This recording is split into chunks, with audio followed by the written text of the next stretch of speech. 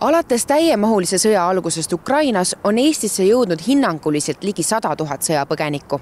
Viimase aasta jooksul on aga Eesti Inimõiguste Keskuse sõnul tekkinud Ukraina sõjapõgenikel probleem PPA-s elamisloa taotlemisega.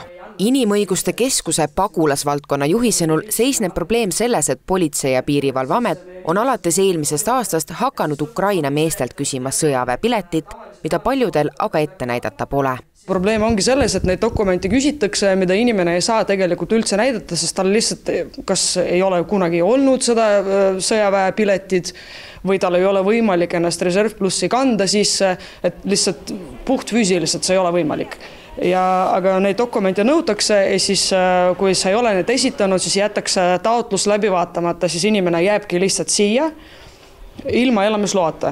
Saan kinnitada, et ainuüksi sõjaväepileti puudumine kindlasti ei määra rolli, kas ta saab positiivse, negatiivse tulemuse või jäetakse see läbi vaatamata. See on kõigest üks osa lisadokumentidest, mida me küsime. Paljudel juhtudel inimesed teevad mingimaani meie koostööd, kuid seejärel jääb suhtlus katki. See on üks peamisi põhjuseid, miks elamisluba jäetakse läbi vaatamata. Alates 2023.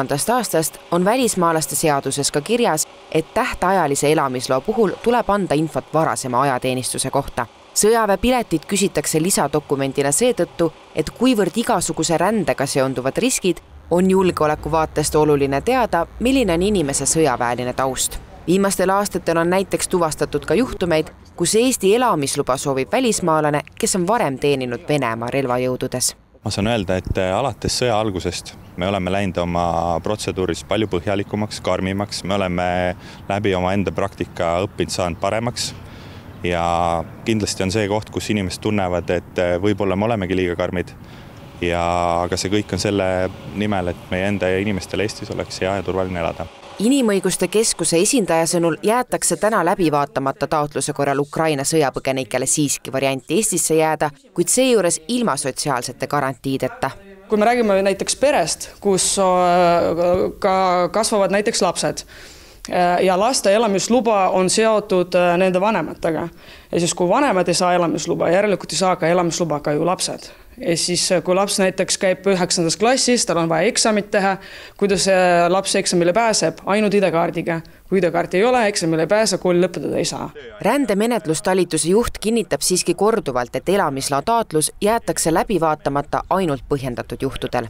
See ei olene sõjaväepiletist ning seejuures aktsepteeritakse ka kõiki dokumente, mis varasemad sõjaväetausta kinnitavad. Pelgalt kuvatõmmised ja e-mailide kopeeringud ei ole aga piisavalt legitiimsed.